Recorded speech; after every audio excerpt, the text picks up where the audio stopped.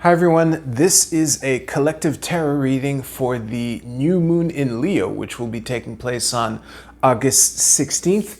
If you're on the East Coast, it'll happen right before sunrise. And speaking of you, if you want to see more peace, love, health, and wealth in the world, this reading is for you and all of us. We're going to find out what we should be focusing on for these next couple weeks. I'm going to do a horseshoe spread as usual. And as usual, we have 3 oracle cards to decide. You can choose which one, 2, or all 3. You resonate with, and we'll do that at the end of the tarot reading. So, let us see.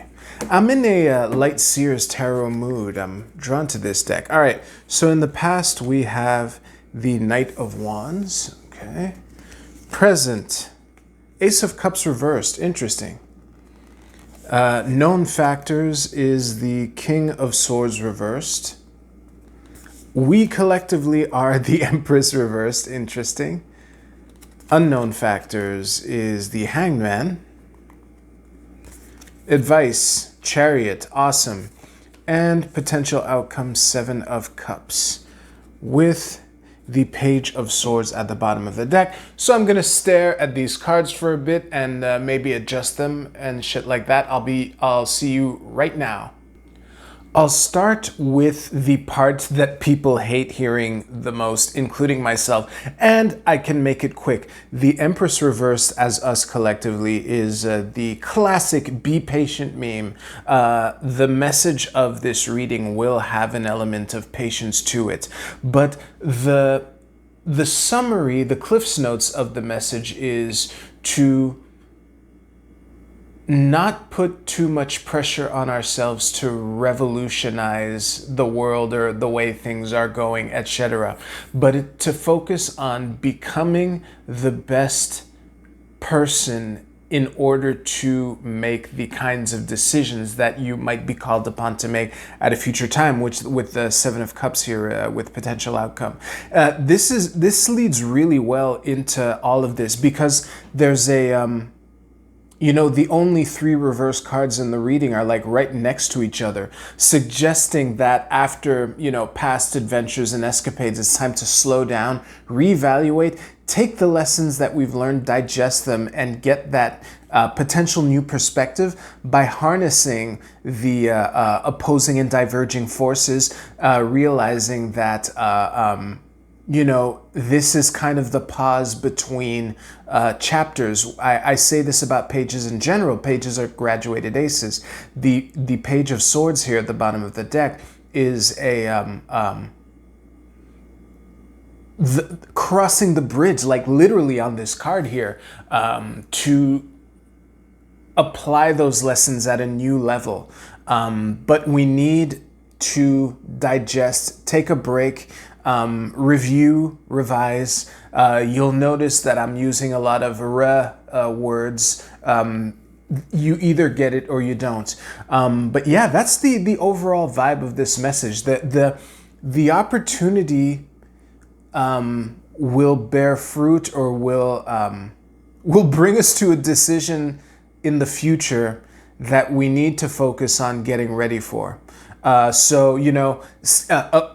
skills, acquiring knowledge, working on the things that you need to do to become the best version of you, so that you're in a better position to pick a cup when this 7 of Cups times arises. So that is the reading there. If you like this video, please give this video a like. It really does help out the channel a lot. Let's move on to the oracle card portion. Obviously, with the new moon in Leo, I needed the sun card and the moon card. So the Oracle of the Radiant Sun, your card is Riches. This is Saturn in Capricorn. Let me get that nice and close to the camera here. Let me take a look at this. The best way to read this card, given the tarot message that I gave, is to ignore the word riches and to really focus on the energy of Saturn and Capricorn.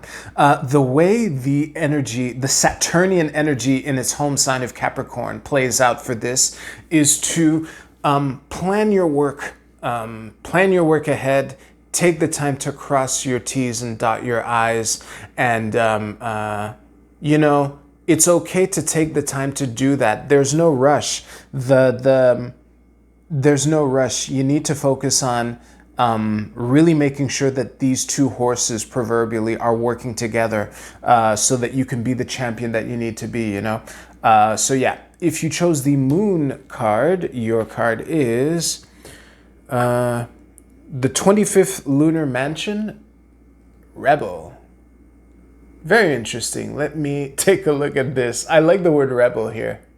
The lighting might have changed. I accidentally stopped the recording. But anyway, I really like this card in the sense that the 25th Lunar Mansion just so happens to be in that middle part of Aquarius, which is my home sign.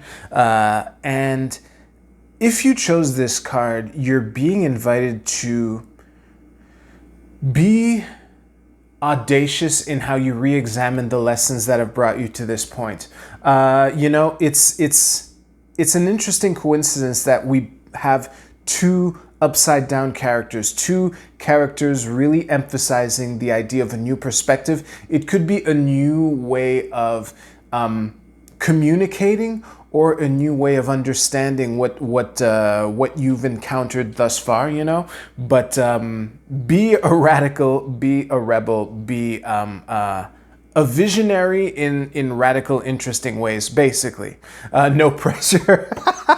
If you chose the Tao Oracle, your card is Discipline. Ooh, this is I Ching hexagram number 7.